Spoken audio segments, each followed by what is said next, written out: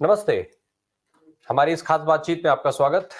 उत्तर प्रदेश में जो नेताजी थे यानी समाजवादी पार्टी के संस्थापक मुलायम सिंह यादव, उनके सरपरस्ती में चल रहा एक संगठन जिसका जो नाम है वो अखिल भारतीय यादव महासभा, उसकी तरफ से एक बड़ा निर्णय आया है। चूंकि ये इस निर्णय पर चर्चा इसलिए जरूरी हो जाती है कि आज जब लोकसभा चुनाव के मद्देनजर इंडिया गठबंधन की बात हो रही है, उसमें समाजवादी पार्टी भी शामिल है। इसके अलावा उत्तर प्रदेश में जो लोकसभा का चुनाव है, उसमें अखिलेश यादव को आगे रख करके इंडिया गठबंधन के द्वारा चुनाव लड़े जाने की भी बात हो रही है। इसके साथ साथ अखिलेश यादव लगातार पीडीए की बात कर रहे हैं। पिछड़ा, दलित और अल्पसंख्यक का समीकरण बैठाने में वो लगे हुए हैं। वो बार बार पीडीए का जिक्र करते हैं, पीडीए की यात्राएं निकाली जाती हैं। तो इस तरीके के जो तमाम चीजें हैं वो लगातार चल रही हैं। ऐसे में ये सारी चीजें बहुत महत्वपूर्ण हो जाती हैं और इन सबके बीच में ये जो अखिल भारतीय यादव महासभा है, इसने खुद को समाजवादी पार्टी से अलग करने का ऐलान कर दिया है। दरअसल इस महासभा में भी दो फाड़ होने की खबरें आ रही हैं, दोनों फाड़ की तरफ से अलग अलग बातें कही जा रही हैं। अब इसमें ये देखना होगा कि कौन सा फाड़ किस तरफ जा रहा है, लेकिन कहा यह जा रहा है फिलहाल अभी तक, जब तक जो ये खबरें हैं, कि एक बड़ा धड़ा जो है वो अखिलेश यादव से खुद को अलग कर रहा है, समाजवादी पार्टी से दूर जा रहा है। तो जब ऐसे समय में जब पीडीए की बात हो रही हो, गठबंधन की बात हो रही हो, सारी चीजें हो रही हो, और उस समय में जो परंपरागत वोटर थे इनके, वो अगर दूर जा रहे हैं, तो क्या कुछ बदलेगी सियासत और कैसे होंगे लोकसभा के चुनाव, कितना असरकारक होंगे अखिलेश यादव? इन सारे सवालों के जवाब हम लेंगे। जैसा आप देख पा रहे हैं, अखिल स्वामी सर हमारे साथ मौजूद हैं। सर, आपका स्वागत है हमारे इस कार्यक्रम में। सर, उत्तर प्रदेश में कई सारी चीजें हैं जिस तरीके से हम लोग पहले से चर्चा करते आ रहे हैं लोकसभा चुनाव के मद्देनजर। तो एक तरफ पीडीए की बात अखिलेश यादव जी कर रहे हैं और दूसरी तरफ उनका परंपरागत जो वोट है, यादव वोट बैंक भी अब वो उनसे दूर जाता हुआ दिख रहा है। कितना असरकारक है ये? देखिए रामप्रकाश जी, असली प्रश्न ये है। देखिए, अखिलेश यादव के खिलाफ जो एक प्रोपेगेंडा है, वो प्रोपेगेंडा क्या है? लालू प्रसाद यादव, तेजस्वी यादव के खिलाफ प्रोपेगेंडा क्या है? प्रोपेगेंडा ये है क्योंकि यादव डोमिनेटिंग बैकवर्ड कास्ट है। मैंने अगर ओबीसीज में आप देखें तो ये कहा जाता है कि यादव और कुर्मियों ने सारा फायदा उठाया और बाकी जो ओबीसीज हैं उनको फायदा नहीं मिला। और इसकी वजह से ईबीसीज जो हैं वो या तो नीतीश कुमार के साथ बिहार में गए, या उत्तर प्रदेश के अंदर वो बीजेपी के साथ या बहन मायावती के साथ गए। तो ये जो डोमिनेशन का प्रश्न है, ये डोमिनेशन खत्म होता है अगर ये कहा जाता है कि ये एमवाई की पार्टी है, ये केवल यादव और मुसलमानों की पार्टी है। तो ये तो एक भावनात्मक मुद्दा हुआ। बाकी ईबीसीज को और बाकी बैकवर्ड कास्ट को ये मैसेज देने के लिए कि अब ये पार्टी जो है ये पीडीए की पार्टी है, जिसमें मौर्याज भी बड़े इंपॉर्टेंट रोल में होंगे, जिसमें पटेल्स भी बड़े इंपॉर्टेंट रोल में होंगे। क्योंकि आपने देखा किस प्रकार से समाजवादी पार्टी की जो सपा कार्य जो नेत्री हैं, जिन्होंने केशव प्रसाद मौर्य को हराया सिराथू के अंदर, तो इसका मतलब यह है कि यह पार्टी अब केवल यादवों की पार्टी नहीं है, यह पूरे पीडीए की पार्टी है। और बाकी ईबीसीज को समाजवादी पार्टी या इंडिया अलायंस में आने पे यह नहीं सोचना है, क्योंकि यह यादवों की पार्टी है। जो एक प्रोपेगेंडा किया गया था, आपको पता ही होगा, समाजवादी पार्टी का जब शासन था बीजेपी के द्वारा, कि सारे जितने थानेदार हैं, जितने पोस्टिंग्स हैं जिलाओं में, यादवों की हो रही, जबकि वास्तविकता में ऐसा नहीं था। आज ये कहा जाता है कि राजपूतों की हो रही हैं, वो खैर एक अलग मुद्दा है। लेकिन ये जो टैग लग गया था अखिलेश यादव के साथ, वो टैग हटता है इससे। और आप देख रहे हैं किस प्रकार से स्वामी प्रसाद मौर्य फ्रंट फुट पे आके खेल रहे हैं। इसका माने अदर बैकवर्ड कास्ट यादवों को छोड़कर उनको एक मैसेजिंग देने की बात है। अब ये यादव महासभा में कौन जाता है कौन आता है, लेकिन ये बात देखिए बिल्कुल स्पष्ट है Ramprakash ji. Let us be very frank. आप किसी दलित से बात कीजिए, आप किसी जाटव से बात कीजिए, दलित में भी जाटव से बात कीजिए। जाटव ये कहता है कि अगर मैं कांग्रेस को वोट दे भी दूं, अगर मैं समाजवादी पार्टी को वोट दे भी दूं, अगर मैं बीजेपी को वोट दे भी दूं, माना यह जाएगा कि मैं बीएसपी का वोटर हूं। जब मैं काम कराने जाऊंगा बीजेपी के शासन में, पूछेंगे किस जात के हो, मैं कहूंगा जाटव के। यार तुम तो बीएसपी को वोटर हो, तुम्हारा काम नहीं होगा। तो मेरे को मजबूरन बीएसपी को वोट देना पड़ता है। उसी प्रकार से यादवों को, late us be very Frank, आज ये टैग हो गया है, ये चिपक गया है। ये चिपक गया है क्योंकि यादव हैं तो ये अखिलेश यादव के वोटर हैं, जाट हैं तो ये जयंत चौधरी के वोटर हैं, अगर ये ब्राह्मण ठाकुर हैं तो ये बीजेपी के वोटर हैं, ये मान लिया गया है। जैसे पहले माना जाता था कि ब्राह्मण है परंपरागत कांग्रेस का वोटर है, ब्राह्मण मतलब कांग्रेस का वोटर। आज ये माना जाता है ब्राह्मण ठाकुर बनिया, और बनियों के लिए तो 90% माना जाता है कि वैश्य समाज तो बीजेपी के साथ जुड़ा हुआ है, चाहे थोड़ा बहुत ब्राह्मण ठाकुर इधर उधर हो भी जाए, वैश्य समाज कहीं नहीं जाने वाला। तो ये जो टैगिंग हो गई है जातियों के साथ, इस टैग को तोड़ने का भी एक प्रयास हो सकता है। अब कौन से यादव जाएंगे, कौन से यादव नहीं जाएंगे, वो अलग मुद्दा है, लेकिन ये बात पक्की है, मैसेजिंग हो जाएगी अदर ओबीसी को, दलितों को। देखिए आज की तारीख में अगर ये चुनाव होता है और मायावती जी या तो इंडिया अलायंस में आती हैं या बीजेपी अलायंस में चली जाती हैं, तब तो एक अलग मुद्दा है। अगर वो अलग चुनाव लड़ती हैं तो देखिए मुश्किल क्या होती है, अगर बीएसपी अलग चुनाव लड़ती है और मजबूती से लड़ती है तो बीजेपी को नुकसान होगा, अगर मजबूती से लड़ती है, क्योंकि अल्पसंख्यक वोट तो उसको नहीं मिलने वाले हैं। अगर इंडिया अलायंस में सपा, कांग्रेस और जयंत चौधरी रहते हैं तो मुसलमान वोटों का कंसोलिडेशन तो हो जाएगा। लेकिन जब दलितों को, जाटवों को चूज करना पड़ता है कि वो सवर्णों के साथ जाएं या यादवों के साथ जाएं, तो वो सवर्णों के साथ चले जाते हैं, क्योंकि गांव के अंदर जो डोमिनेशन है वो अदर बैकवर्ड कास्ट में, मैं वैसे जातिवाद में बहुत ज्यादा बात नहीं करना चाहता, लेकिन क्योंकि मर्म में जाने के लिए और विश्लेषण करने के लिए आवश्यक है, वो पिछली बार भी यही हुआ। क्योंकि बहन जी ने कह दिया कि सपा को हराना है, तो जो जाटा वोट ने देखा कि यार बीएसपी जीतने वाली नहीं है, तो वो बीजेपी की तरफ चला गया। अगर बीएसपी मजबूती से लड़ेगी तो ये वोट तो इधर जाएगा, और बाकी जो इंडिया अलायंस के साथ का वोट है, वो वोट चाहे वो जाट हो, चाहे वो यादव हो, चाहे वो अदर शेड्यूल कास्ट हो जो कि जाटव नहीं है, लेकिन जो सवर्ण है वो तो देखिए बीजेपी के साथ जाएंगे। आज के तारीख में भी 80% सवर्ण, चाहे कुछ हो जाए, चाहे आप कितने महाब्राह्मण सम्मेलन करा लें, भूमियार सम्मेलन करा लें, राजपूत सम्मेलन करा लें, वोट तो सवर्णों का वोट जो है वो ज्यादातर बीजेपी के साथ जाएगा, जब तक उनको ये नहीं लगेगा कि इंडिया अलायंस जीतने वाला है। देखिए ये सवर्ण जाति बड़ी बुद्धिमान तो होती है, वो देखती है कौन शासन में आने वाला है, उसकी तरफ चिपक जाती है। जैसे बहन जी के साथ चिपक गई थी, और बहन जी के जितने इंपॉर्टेंट पोस्ट थे वो सारे ब्राह्मणों ने ले लिए थे। तो जब तक उनको क्लियर मैसेज नहीं मिलेगा कि बीजेपी बुरी तरह से हार रही है, तब तक वो बीजेपी का साथ नहीं छोड़ेंगे। लेकिन जी यादव महासभा की बात को you should take with a pinch of salt. ये एक मैसेजिंग भी हो सकती है, ये दिखाने के लिए कि अब ये यादवों की पार्टी नहीं है, पीडीए की पार्टी है, जिसमें बाकी राजभर्ष भी होंगे, जिसके अंदर केवट भी होंगे, मल्लाह भी होंगे, और बाकी कुर्मी भी होंगे, उनको इंपॉर्टेंट पोस्ट दी जाएंगी। यादवों की हम पार्टी नहीं, लेकिन अंत में यादव वोट सपा को ही करेंगे। नहीं, लेकिन सर जैसा आपने जिक्र किया एमवाई फैक्टर का, बहुत महत्वपूर्ण रहा है ये फैक्टर सपा को। आज जहां सपा खड़ी है उसके लिए मुस्लिम और यादव का जो फैक्टर रहा है वही सपा की नींव थी और कोर वोटर्स थे। किसी भी जगह पर कोई भी जब चुनाव होता था, खास करके उत्तर प्रदेश को अगर हम देखें तो चाहे वो विधानसभा हो या लोकसभा, एक जो गणना आती थी इस जाति के वोटर्स की, तो उसमें से करीब करीब 90% की जो संख्या थी वो तय मानी जाती थी कि ये तो समाजवादी पार्टी का वोटर है ही, अब इसके ऊपर कितना वोट समाजवादी पार्टी लेकर के आएगी। तो कुछ इस तरीके का सीन था। लेकिन अभी जो है वो लगातार चर्चाएं जो हो रही हैं, जो तमाम विश्लेषक हैं उनका मानना यह है कि अल्पसंख्यक समुदाय पहले ही ऑलमोस्ट ये तय कर चुका है 2022 के इलेक्शन के बाद कि अब आने वाले लोकसभा के इलेक्शन में हम कांग्रेस के साथ जा रहे हैं, जो तमाम जिस तरीके से खबरें आती हैं। और अगर ये यादव समाज में भी इस तरीके के बंटवारे होने लगे तो कहीं ना कहीं ये समाजवादी पार्टी को जो है वो, और समाजवादी पार्टी को लेकर के कमजोर होने का मैसेज नहीं देंगे कि सपा कमजोर होती जा रही है, उसके कोर वोटर्स उनके पास से हटते जा रहे हैं? नहीं देखिए रामप्रकाश जी, ये स्थिति तब होगी जबकि कांग्रेस और सपा अलग अलग होकर लड़ेंगे, तब तो आपकी बात बिल्कुल सही है। तब तो मुसलमान वोट पूरा कांग्रेस को जाएगा, ब्राह्मण भी कांग्रेस के साथ जाएंगे, क्योंकि ब्राह्मणों को भी ये लगता है ईस्टर्न यूपी के कि इस उत्तर प्रदेश की रिजीम में राजपूतों को फायदा मिला है, ब्राह्मणों को कोई फायदा नहीं मिला है। तो ये तो उस स्थिति में है जबकि अलग लड़ते हैं सपा और कांग्रेस। लेकिन अगर मिलकर लड़ते हैं तो अल्पसंख्यकों के पास भी कोई विकल्प नहीं है, यादवों के पास भी कोई विकल्प नहीं। अगर ऐसी स्थिति बनी कि बीएसपी के साथ कांग्रेस चली जाए, मैं एक केवल ऑल्टरनेटिव्स की बात कर रहा हूं, मेरे पास कोई ऐसा सूत्र नहीं है, ना कोई विश्लेषक बता रहे हैं। देखिए विश्लेषक तो रामप्रकाश जी ऐसे ऐसे आ रहा है आजकल टेलीविजन पे, जो रोज बता रहे हैं कि बिहार में जनता दल यूनाइटेड टूटने वाली है, नीतीश कुमार आने वाले, ये सब अफवाहें हैं।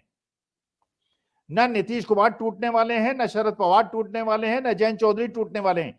इंडिया गठबंधन मजबूत होता जा रहा है, इसीलिए ये अफवाहें फैलाई जा रही हैं। और इसी प्रकार के अभी आप यादव सम्मेलन कराए हैं, अब देखिएगा जाटव सम्मेलन भी हो जाएगा एक, उसमें होगा कि हमने बहन जी का साथ छोड़ दिया है। वो इसलिए जस्ट टू एक ये मार्केट के अंदर जमीन के ऊपर एक प्रकार का संदेह पैदा करने का, जो मेरे ख्याल से आपने शीर्षक लिया है, उसे संदेह फैल रहा है। ऐसा होने वाला कुछ नहीं है। 80-90% यादव आज भी सपा को चुपचाप वोट देंगे, बोलेंगे नहीं। हो सकता है अखिलेश ने कहा हो बाहर जाके बोलना कि मैं समाजवादी पार्टी को हमने छोड़ दिया है, अब हम जो है कांग्रेस को वोट दे रहे हैं, जिससे अदर, क्योंकि भाई देखिए रामप्रकाश जी स्पष्ट समझ लीजिए, ये जो एमवाई मैसेज गया था बिहार में लालू यादव के पूरी मेजोरिटी ना होने का कारण एमवाई कॉम्बिनेशन का प्रचार था। अब सबको पता है भाई 30% वोट है एमवाई का बिहार में, 30% से इलेक्शन कैसे जीत जाएंगे आप? उस एमवाई की वजह से नीतीश कुमार ने ईबीसी को अपने साथ लिया, मुसहरों को अपने साथ लिया, जो बिल्कुल अति दलित है उनको साथ लिया, अति पिछड़ों को अपने साथ लिया, और मेजॉरिटी ओबीसी के अंदर यादवों के अलावा बाकी 15% यादव तो है बिहार के अंदर। उत्तर प्रदेश के अंदर 10% होंगे, उतने तो सवर्ण है। तो ये एक मैसेजिंग भी हो सकती है और इस तरह की अफवाहें उड़ाई जाएंगी, चर्चा में भ्रम पैदा करने की कोशिश की जाएगी, जैसे अखिलेश कमजोर हो गए हैं और कांग्रेस अकेले चुनाव लड़ ले, जिसकी वजह से सपा भी हार जाए और कांग्रेस भी हार जाए। मेरे ख्याल से गठबंधन मजबूत रहेगा। जयंत चौधरी जुटे हुए हैं, अखिलेश यादव को भी जमीन पर उतार आना चाहिए। राहुल गांधी की पदयात्रा शुरू हो ही रही है, हर तरह से मामला बिल्कुल ठीक चल रहा है। नागपुर के अंदर मीटिंग चली रही है, लाखों लोग वहां इकट्ठा हैं। तो मुझे ऐसा लगता है महाराष्ट्र, बिहार, कर्नाटका और तेलंगाना, ये 4 स्टेट ऐसे हैं जो कि बीजेपी की 60 सीटें कम कर देंगे, जिसकी वजह से बीजेपी की दोबारा सत्ता में लौटने की कोई संभावना नहीं रहेगी। नहीं सर, आप जिक्र कर रहे हैं कि ये जो है वो मैसेजिंग हो सकती है कि ये पार्टी जो है केवल यादवों की या मुस्लिमों की नहीं है, बाकी समाज भी है। लेकिन इससे उलट क्या दूसरी तस्वीर ये नहीं हो सकती है कि अखिलेश यादव को कमजोर दिखाने की कोशिश भी किसी और की तरफ से की जाए, जैसा आज की तारीख में तमाम सियासी चालें जिस तरीके से हो रही हैं, तो क्या इसकी संभावना नहीं है? नहीं, मैंने दोनों संभावनाओं के लिए रामप्रकाश जी कहा। ये अखिलेश की तरफ से भी मैसेजिंग हो सकती है कि अपने ही लोगों से कहा जाए कि टूट गए, और टूटे वोटे नहीं, लास्ट में वोट तो यादव सब दे ही देंगे। ये अखिलेश की मैसेजिंग हो सकती है कि यादव तो वोट देंगे ही, लेकिन बाकी ओबीसी ईबीसी हमसे मिल जाएंगे। ये बीजेपी की तरफ से भी मैसेजिंग हो सकती है कि देखिए अखिलेश कमजोर हो गए हैं, इसलिए उनको ज्यादा इंपॉर्टेंस मत दीजिए, जिससे कि अखिलेश और कांग्रेस का जो गठबंधन है वो टूट जाए। ये मैसेजिंग अखिलेश की तरफ से भी हो सकती है, बीजेपी की तरफ से भी हो सकती है। लेकिन असली मुद्दा यह है कि इंडिया अलायंस इलेक्शन लड़ेगा, और इंडिया अलायंस के पास आज की तारीख में भी पूरे हिंदुस्तान में 60% वोट है, और बीजेपी को बिहार के अंदर 20% वोट विधानसभा चुनाव में मिला था। 20% में वो एडिशन नहीं हो रहा है, केवल सवर्णों के वोट उनके पास हैं, इसके अलावा उनका पास कोई वोट बैंक नहीं है। 100% वहां पे बिहार में क्लीन स्वीप होने वाली है, और यही स्थिति उत्तर प्रदेश में ना हो, इस प्रकार की अफवाहें अखिलेश भी फैलवा सकते हैं और बीजेपी भी फैलवा सकती है। सर, अभी लगातार ये देखा जा रहा है कि भाई बहुत पहले से अखिलेश यादव चूंकि गठबंधन का हिस्सा हैं, मायावती के लिए कवायदे जो है और लगातार तेज होती जा रही हैं। खास करके कांग्रेस का ही उत्तर प्रदेश का जो धड़ा है वो बार बार शीर्ष नेतृत्व से इस तरीके के संदेश दे रहा है कि मायावती ज्यादा इंपॉर्टेंट है, मायावती को इंडिया गठबंधन में लाया जाए और इस तरीके की चीजें। लेकिन इससे इतर अखिलेश की तरफ से बार बार ये संदेश भी दिया जा रहा है कि अगर मायावती आती है गठबंधन में तो अखिलेश नहीं रहेंगे। तो ये जो कंडीशंस हैं, क्या इससे कुछ अखिलेश की शर्तों में नरमी आ सकती है अगर इस तरीके की चीजें दिखती हैं, या अगर अखिलेश को कमजोर दिखाया जाता है तो ऐसे में क्या अखिलेश के टर्म्स कंडीशन जो है वो बदल सकते हैं? और मायावती को भी साथ में सर, की मायावती अगर इंडिया गठबंधन में आ जाती हैं तो कितना बदल जाएगा अगर ये तीनों लोग एक साथ हो जाते हैं? देखिए, मेरी जो परिकल्पना कहती है, जो पिछली बार सपा और बीएसपी का गठबंधन हुआ उसमें बीएसपी को तो वोट मिल गए, मुसलमान वोट 100% मिल गए, जाटव वोट मिल गए, वो जीत गई। लेकिन अखिलेश को उसका फायदा नहीं मिला, क्योंकि जो जाटव वोट था वो बीजेपी के साथ चला गया, वो सपा के साथ नहीं गया, क्योंकि उसका गांव के स्तर पे यादवों से बैर है। अब असली मुद्दा यह है, जो मुझे लगता है जो सॉल्यूशन होगा अब ये मैं परिकल्पना कर रहा हूं, कोई मुझे आके ये ना पूछे आपका स्रोत क्या है। अगर देखिए बहन जी अभी तो पत्ते खोलेंगी नहीं, क्योंकि अभी प्रियंका गांधी को ईडी ने चार्जशीट में कहीं एज ए एक्यूज नहीं डाला है, लेकिन एज ए इन्वॉल्व करा लिया है। बहन जी को भी अंदर कर सकते हैं, इन लोगों का कोई भरोसा नहीं है। अभी बहन जी कुछ नहीं बोलेंगी। इसका सॉल्यूशन यह है, बहन जी को नेक्स्ट प्रेसिडेंट ऑफ इंडिया बनाने का आश्वासन लिखित दे दिया जाए। बहन जी प्रेसिडेंट ऑफ इंडिया बने और अपने बूथ लेवल वर्कर से, अपने जो कार्यकर्ता है उनसे कह दें कि इंडिया अलायंस के साथ वोट कर दो। वही 10% वोट जो है वो चुनाव में जीत और हार करेगा। अखिलेश यादव उत्तर प्रदेश के मुख्यमंत्री बने, दिल्ली के अंदर खड़गे साहब या नीतीश कुमार कोई प्रधानमंत्री बने, और बहन जी देश की राष्ट्रपति बन जाए। अब राष्ट्रपति का चुनाव भी कुछ सालों के बाद ही होना है, तो इसमें अगर ये एक प्रकार का समझौता हो जाए तो उसके बाद देखिए बहन जी आज के तारीख में जो उनकी परिस्थिति हो गई है, और जिस प्रकार से केवल जाटव वोट उनके साथ है और 13-14% पे वो ना तो 2-3 से ज्यादा लोगों को जिता सकती हैं। और ये भी आपको पता ही होगा कि 10 मेंबर ऑफ पार्लियामेंट जो उनके साथ हैं, 7 मेंबर ऑफ पार्लियामेंट बीएसपी के बहन जी द्वारा बनाई गई मीटिंग्स में नहीं पहुंच रहे हैं, बार बार नहीं पहुंच रहे हैं। लेकिन सर उनके नेताओं की तरफ से मांग उनको प्रधानमंत्री बनाए जाने की हो रही है कि प्रधानमंत्री का चेहरा घोषित कर दे इंडिया अलायंस और मायावती इंडिया अलायंस में आ जाएंगी। देखिए 10 में से 3 एमपी हैं जो बहन जी के साथ पूरी तरह खड़े, उसी में एक साहब जो मेंबर ऑफ पार्लियामेंट हैं बिजनौर से, उनका ये स्टेटमेंट है, मैंने सुना है वो स्टेटमेंट। लेकिन आपने ये भी सुना होगा कि एक यादव जी हैं जौनपुर के, एक कुंवर दानिश अली हैं, ये लोग जो हैं इनकी 100% संभावना है कि हो सकता है ये जो न्याय यात्रा है इसमें कांग्रेस ज्वाइन कर लें। लेकिन अगर ये अंडरस्टैंडिंग हो जाएगी, क्योंकि उनको पता है बीएसपी से वो जीतने वाले नहीं है। 10 में से 7 मेंबर, तो 10 में से 7 मेंबर ऑफ पार्लियामेंट मीटिंग में जा नहीं रहे हैं बहन जी की, वो इंडिया अलायंस के साथ जाना चाहते हैं। 3 है जो बहन जी के साथ हैं, वो स्टेटमेंट दे रहे हैं कि प्रधानमंत्री बना दें तो हम लड़ जाएं। अरे प्रधानमंत्री कैसे बना दें महाराज, आपका तो एक असेंबली में कैंडिडेट जीता है, आपका छत्तीसगढ़ में, मध्य प्रदेश में, राजस्थान में भी वोट बैंक कम हुआ है। लेकिन हाँ ये है कि बहन जी क्योंकि एक बहुत इंपॉर्टेंट अच्छी नेता हैं, सॉलिड नेता हैं, और उनका सम्मान है, उन्होंने शासन भी अच्छा चलाया उत्तर प्रदेश में, इसलिए उनको राष्ट्रपति बना दें। उनकी अपनी जी जी जी उनकी सारी संपत्तियां भी बच जाएंगी, ईडी से भी बच जाएंगी, सामने सामने वो कुछ कहेंगे नहीं, और इलेक्शन के पहले अपने सारे कार्यकर्ताओं से कह दें इंडिया अलायंस को जिता दो, और एक लिखित उनको वो कागज दे दिया जाए, लॉकर में डाल दिया जाए, चाबी जो है दोनों के पास एक एक रहे, कि चुनाव इसके बाद जब नेक्स्ट राष्ट्रपति का चुनाव होगा तो बहन जी उसमें राष्ट्रपति बन जाएंगी। तो राष्ट्रपति का पद अगर बहन जी को मिल जाता है तो इसमें परेशानी किसको है? ना अखिलेश को परेशानी है, वो अपना मुख्यमंत्री बने आराम से। जी। अब सर एक चीज और है, जिस तरीके से, हालांकि ठीक है आपने कहा कि एक सांसद की तरफ से मांग है और पार्टी की स्थितियां जो भी हो, लेकिन मायावती तो भाई पूरे देश में जितने भी दलित वोट हैं उन सबको अपना क्लेम करती हैं। इस लिहाज से अगर हम देखें तो मल्लिकार्जुन खड़गे, उनके पास एक दलित नेता है, बड़े नेता हैं, लगातार सक्रिय हैं, बहुत तेजी से चीजों को बदलने के लिए काम भी कर रहे हैं और स्वीकार भी हैं, दक्षिण में भी स्वीकार है, उत्तर में भी स्वीकार है। ऐसे में, और ममता बनर्जी उनके नाम का प्रस्ताव भी कर चुकी हैं, अरविंद केजरीवाल उनका समर्थन भी कर चुके हैं। इन सब परिस्थितियों में मल्लिकार्जुन खड़गे के सापेक्ष मायावती के लिए मांग किया जाना, वैसे तो अब ये बहुत तुलनात्मक तो नहीं है, लेकिन यदि कुछ ऐसा होता है तो क्या ज्यादा इंप्रेसिव होगा, मल्लिकार्जुन खड़गे का नाम या मायावती का नाम?